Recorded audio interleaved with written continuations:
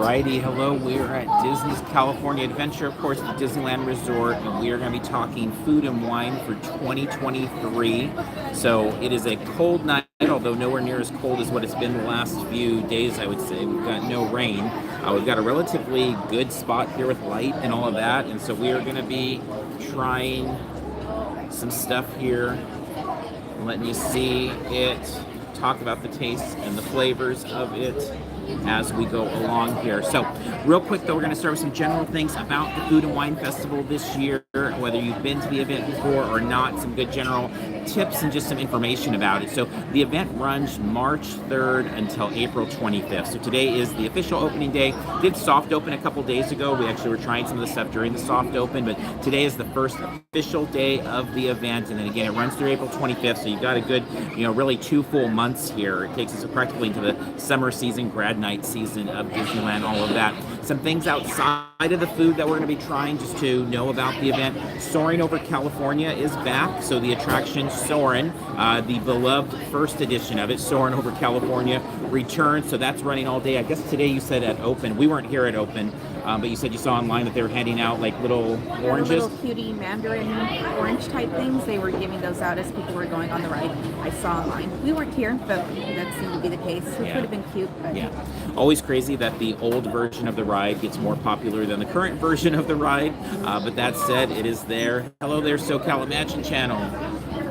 Glad to be back. Thanks for coming back. Thanks for tuning in again. Yeah. In addition then to Soarin' Over California, you've got the culinary demonstrations. That's a part of the whole event over in Hollywoodland there. You can check the app and see the various dates, but those are mostly in that 3 to 5-ish range. So we want to give you kind of a general idea of the timelines there. They bring local chefs, Disney chefs, all sorts of different artisans there to do demos about food, drink, alcohol, all of those types of things on the stage there. Also, you have the family programming that runs. You've got the Jammin' Chefs, which is like Chip and Dale and kind of a high energy little song and dance type show that takes place over by Little Mermaid over there. That's running in that kind of 11 to 4-ish area. There's also the Alice's Wonderland Bakery Unbirthday Party. That's for the littlest ones to do some hands-on kind of bake things over in the Hollywoodland there. Chef Goofy's out. They have the activity center, so a lot of really family friendly, leaning more towards the little ones throughout the day. And most of those are running again that 11 to 4 time. So if you're coming like after work on a weekday, you're not going to be able to experience a lot of those things. Although what you will probably be able to experience in that timeline is the live music. Live music running mostly in the Paradise Garden Grill area, as well as over here on the stage near Little Mermaid in Paradise Park. That runs mostly 12 to 7-ish each day. You've got Fat Cat Swingers, Island Reggae, Mariachi Divas, Tina Aldana Band, a number of other musical performances. But like tonight, the park closes at 10, and mostly the musical performances are wrapped up now, and all of the other entertainment's wrapped up. So really as early, I think Fat Cat Swingers ended at 7:15, and I want to say they're done. Maybe there's one more at 7:45, but I think they might be done. So a lot of the entertainment ending on the earlier side there. There's also bookable experiences for like wine tastings. There is the mixology classes, things like that. We're not going to go into all of those things, but those are upcharging kind of separate bookable events. Yeah, so that is your thing. Definitely look at the app or look at the website and stuff, because they do have some cool things that and access to some cool chefs and cooks and stuff, but it's not really our thing. But yeah, it's available and stuff. And so if it is your thing and something you're into, definitely take a look at it, because there are some cool offerings. They're just not quite up our alley. Yeah. So I imagine it said about the lanyard here for the Sip and Savor, and I would agree. It is. I think it may be the nicest one we've seen. Well, this is the Magic Key version. So we are Magic Key holders, so we get the Magic Key version, and then obviously the card. So it says Magic Key and 2023 Disneyland Resort. So before we get to the Sip and Savor options there that we've been using the tabs for and that we're going to try for you and talk about, just another note is on food and drink. The entire area kind of gets on board with food and wine here. So inside the park, I mean, everything from the churro stands where you can get like a coconut and pineapple churro, those are not on the tasting cart, but you're able to buy those separately, all the way up to something like Lamplight Lounge behind us. They have like a ribeye for $2 that's paired with a special wine to go with it, which is going to be a much higher end experience there. But pretty much wherever you can go to get food, you're going to find options, even including in downtown Disney. Tortilla Joe's and all of them get on board with different specials and things like that. So There's those actually are even a display, like a an activity going. There are activities going on in downtown Disney Yes, as well, kid related activity to centers the and stuff. to Food and Wine. Yeah, So yeah. even in downtown Disney, they're So on those board. are separate from the Sip and Savor Pass, but just to know there are, everybody kind of jumps on board with the foodie season here at Disneyland Resort during this time of year. So now getting back to the main course, the main thing we're here to talk about is the Sip and Savor Pass, which we've already shown here. This is $60 or $54 with Magic Key discount. You get 8 tastings, so you can see we've used 6 of them in what we're going to show you today, and we'll also talk about some stuff from the other night when we were here as well. In that, there are 12 booths that have items, and they range from, sweet things like the berry patch to garlic, kiss, spicy, etc. So they have their own kind of theming to them. In the back of the passport, can you grab the passport there? You've got the little passport here, which kind of leads you around DCA, and it shows you the various options and kind of descriptions of what's offered. But also I want to point out at the back of the book, you have highlighted all of like the vegetarian options. So you have those, or gluten-friendly options, something like the garlic sirloin steak that we tried, the top sirloin steak at Garlic Kiss. We didn't even realize, but it's on the gluten-friendly list of items there. And actually some of the stuff we're going to be trying tonight, they list as in their vegetarian menu. Yeah, so they separate out the kid-friendly, the vegetarian, the plant-based, and the gluten-friendly. So if any of those are concerns, there's are some options for you. So you did the picking up of the food to get this all set up here. So maybe walk people through real quick how that works. Okay, so obviously you can purchase your Sip and Savor, I think, at any of the order locations. I just went to the main booth where all they do is a Sip and Savor, kind of just by Carthay Circle.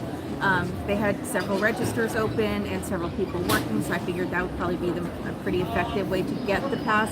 And also they hand you the Glow Passport book. And then at that point, you can, if you know what you want to order, you can go to any of the other registers at the actual booths, and you can go to one location and order from all of the Sip and Savor locations, which is kind of nice because then you only have to wait in those lines once. And then from that point, you take your receipt over to the pickup lines at any of the booths, and then you get your stuff. So tonight, I was kind of proud of myself because I was kind of very effective in how I handle all that stuff, because it's any food and wine event night at DCA is always going to be very crowded. Just a regular Friday is pretty crowded. So when you add in the extra stuff, it is very crowded. So basically I was going to go get the cold items first because they were going to be sitting a little longer. And so when I went over to the berry patch, I think is what the booth is called, the line to order looked like it wasn't too bad, so I got in it, but then we weren't moving, and I'm like, okay, this isn't going to work. It was stressing me out. So I went, and over at the Garlic Kiss booth, the pickup line was really, really long. So none of our food for tonight is from Garlic Kiss, but the line to order, there was only like one person. So I went and got in that line. So I got my receipt and I ordered at that point 4 of the items.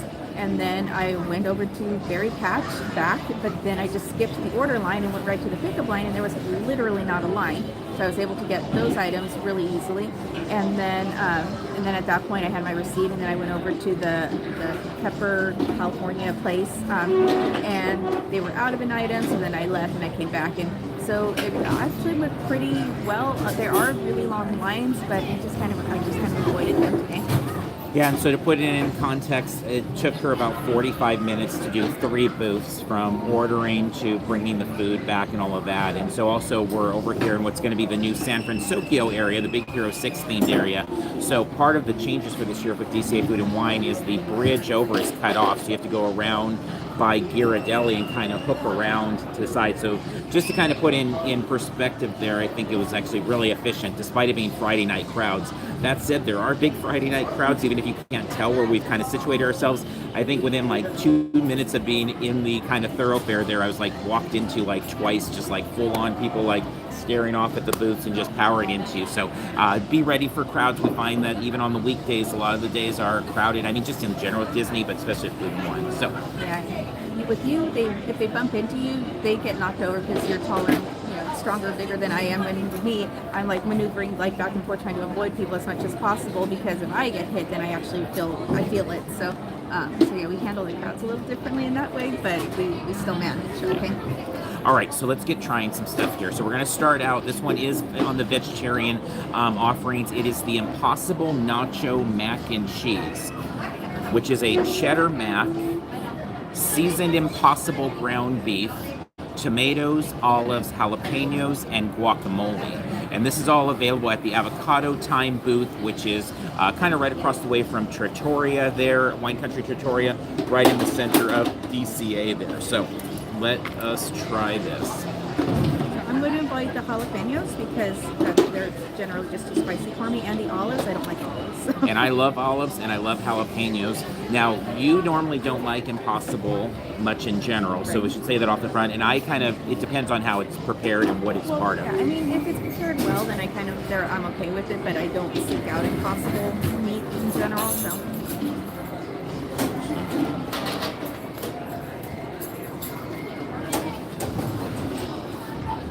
So you've got the mac and cheese underneath here. So kind of like, basically like the nacho chips would be. And then above it, we've got our Impossible meat, olives, tomatoes, and guacamole all mixed in there. So, to me, the meat, because it's taco meat and it's flavored like taco meat would be, it actually tastes pretty okay to me. The mac and cheese tastes good. I like this a lot. I like it. I mean, I'm a sucker for jalapenos, though, so I know that's not like the main item here, but having, 4 or 5 of them mixed in here to kind of add, to give it some heat, I like quite a bit. It's really good. The guacamole, I don't love. It's not like good restaurant quality guacamole. It seems more like That's true. like out of a squeeze bag or something. Yeah, Type a of little bit more of guacamole. a Taco Bell guacamole. Yeah, but it's definitely fine. But yeah, overall, I want to say, like, this is a pretty decent size serving, and I think most of the things I feel like are a little bit better sized servings than some years or some of the experiences we've had here. So this seems like this is like, okay, this is 8 times of this is a good chunk of food. Obviously, being able to share it and stuff, this is going to work well. So I was kind of thinking at this point, restaurants have gotten pretty pricey, and we don't do a lot of restaurants in general. We do a lot of fast food and counter service at theme parks and stuff. But right around the $50 range is what we would pay for a full meal. Granted, it has a server and stuff, but so getting 8 items is really, I mean, it could be a full meal setup or whatever, even though they are smaller portions than we would normally get. yeah, oh yeah, definitely. It's kind of changed the landscape in the last year with the rising food prices. And although the tasting cards have gone up at both here and non, I don't think they've gone up to the level of what we see just at a regular grocery store right now. So, all right, next up, this one is, let's see, this one's coming from the Peppers Caliente booth. So this is supposed to be a spicy item here. It's chile relleno empanada with arbol, pepper, salsa, and Oaxaca and cotija cheeses. Impressive on your pronunciation. It's pretty good. I know my Oaxaca. Let me cut this open. So that's what it looks like on the inside. It's actually kind of hollow in there. It's only like on the side. I was going to say, I'm not like, seeing anything inside actually. It looks quite hollow. Let's see. So here's the stuff that's in the middle there. So there's like cheese in the middle? Mm-hmm. Now, was this one that was also on the vegetarian, I think you said? Yes. I believe you did, yeah. Mm-hmm. So, not yeah. vegan, but vegetarian. There's no meat in it. Yeah, so inside, cheese and peppers, basically. Yeah, so it's almost kind of like if the chile relleno was like blended and mixed together and then put inside an empanada is kind of what this is. But again, there's a lot of empty space there. But try the whole thing. It's got some spice too. The thing we're surprised about, and we'll try next when we soft open, we tried the shrimp here, was like just generally Disney. Spicy just isn't really a Disney thing, which makes sense when you're shooting at like a mainstream, you're not going to want people to, burn their mouths. That's not what they come to Disneyland for. But this has some spice to it. Some bites more than others. Yeah. Like that last one I got, I'm definitely feeling it on my tongue right now. It's interesting, the green in it, it reminds me of the old like green bean burritos at Taco Bell, like that type of green, but definitely spicier than that. But it's got that kind of texture to it of those sauces. So despite it being I like it. a little spicier than I would prefer, it's still good. I do like it, and I would like a little more filling in the empanada, but it works, and there's, I think, enough there that it's okay. Why don't we take, because you probably want to like have a drink. So why don't we go to the drink? We'll go with the drink here. I'm drinking my Diet Coke, but this is the blackberry lavender lemonade. So it's a blackberry puree with syrup, lavender syrup, pineapple, and lemon juices, all with a lemon wheel on top. It's non-alcoholic, and it is available at Avocado Time. Now, you had tried this on Wednesday, and your thought at the time was like it's more kind of tart than sweet, and that it wasn't something you necessarily would get again, but today it was pretty easily accessible. We thought, well, let's go ahead and bring it on the video and talk about it. So what do you think? I think I like it better today than I did on, when was it, Wednesday? It is still tart, but I think I'm tasting the flavors a little more, so I taste like there's pineapple right in there. Yeah, definitely tart, yeah. And I'm tasting kind of the Yeah, you definitely taste the pineapple. and lemon. I don't taste the lemon, but I definitely taste the pineapple. To me, is really prevalent, more than the blackberry. I taste the blackberry a little bit. I'm not tasting the lavender though.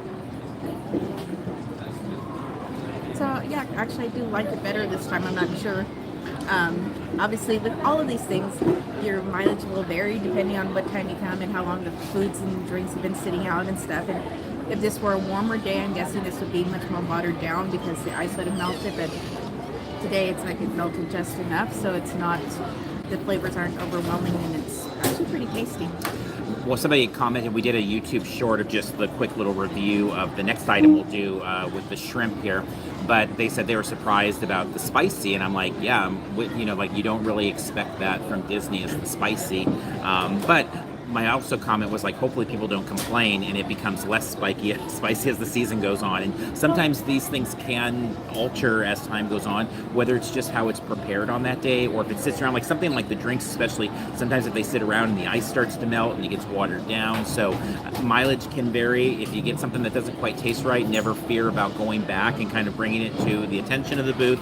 Because maybe there's just something not connecting there, but it is interesting. You tried it 2 days ago, and it's a little bit different. Now, and these are very well identified as spicy items. So if someone's complaining about the spice, I mean, it seems like that's more of a personal thing because it is at the what is it, Caliente booth or whatever. Yeah, Caliente. Peppers Caliente. Yeah. So Caliente's hot. So I mean, just from the booth that you're at, you should expect some spice to it. All right, so here is that item I referenced a little bit earlier here. This is the Camarones a la Diabla, which is a spicy shrimp. And it's got California chili and cilantro rice in it as well. Now, not listed on the menu there is on the toppings, which it's like a fried onion, right? So on the top is like this crunchy fried onion, which I thought added a lot to it the other day when I tried it. But interestingly, it's not on the menus, not listed as part of the ingredients there though. But you do have the shrimp. Now when I tried it on Wednesday, they were like really soft. Like it was like they'd been boiled maybe a little too long, but they didn't have as much texture of the shrimp to them. Much better. I was going to say, this time when I picked this item up, like I said, I didn't mention that they were out of it, or maybe I didn't mention, but they were out of it the first time, so I had to go back. And so this would be a pretty fresh version. And actually the empanada, they were just plating it also. So this tastes like really good shrimp. Like it tastes like a good shrimp, like real shrimp. And so to contrast it with when I had it Wednesday, it was so soft that it was like the shrimp was like melting in your mouth, but not necessarily in a good, like it just didn't have that shrimp texture. It didn't have any crunch to it. But the fried onion pieces on it kind of added to that, and the cilantro rice added. So it's still made for a good mix, but I prefer this version much, much more. But as you said, when you went by there at first, they were out, and then you came back. So this is like fresh shrimp right here. So this is like the best version of the item.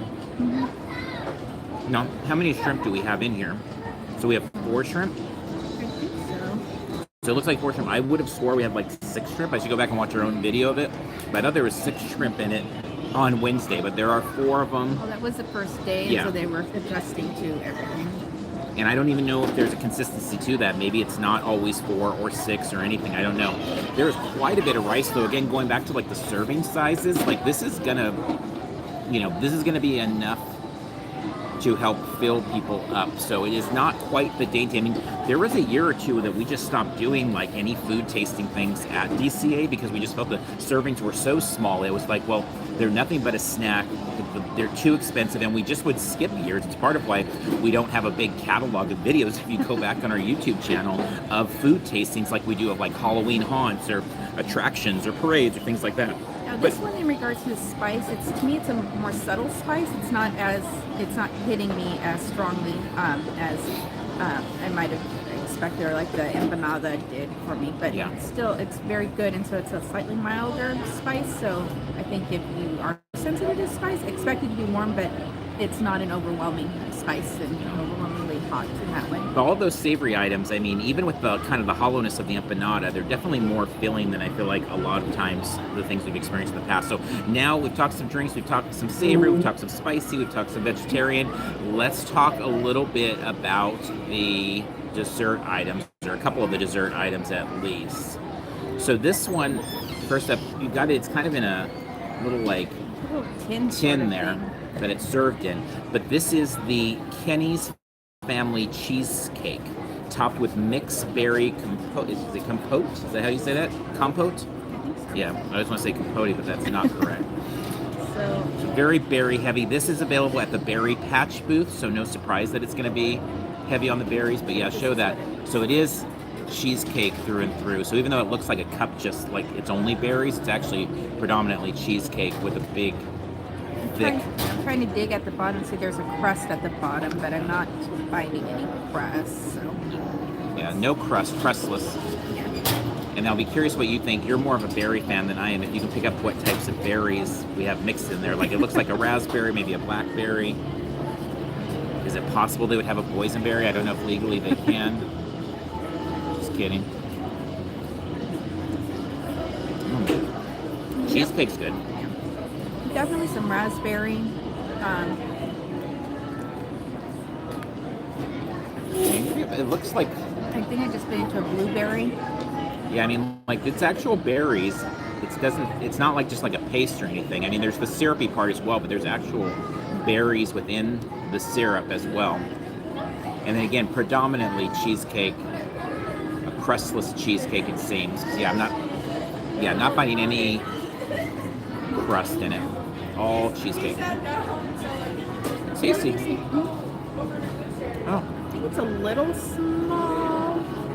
I didn't verify the price. This might be one you should have checked the price. So it maybe more sense to not use the tab for it and just pay for it separate and use the tab on a more expensive, because I'm guessing at this size it might not be quite the most price effective to use the tab on. yeah. But Yeah, good point. I mean, this is, I'd say, just in one sitting, more things that I like than any time we've ever done video on tastings at this DCA. So I feel good going into the end. I think the only thing here for me would be the lemonade would not be my thing. But last item to show, and then we'll also talk about the the grilled top sirloin. We're not trying it tonight, but we can talk a little bit about it. But this is the blueberry buttermilk pie. Super straightforward. They don't have any more of a description than that. Blueberry buttermilk pie. Again, it's in one of the little tins there.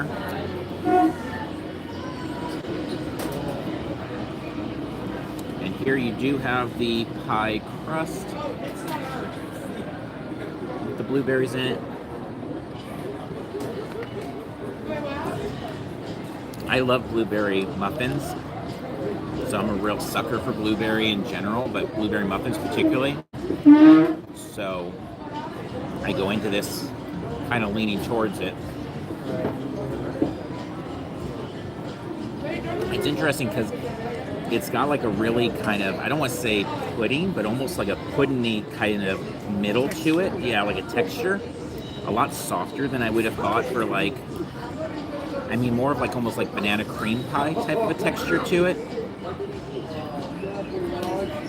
And outside of the blueberries, I'm not really picking up like what is the taste around it. Like it's kind of a vanilla-y type of thing.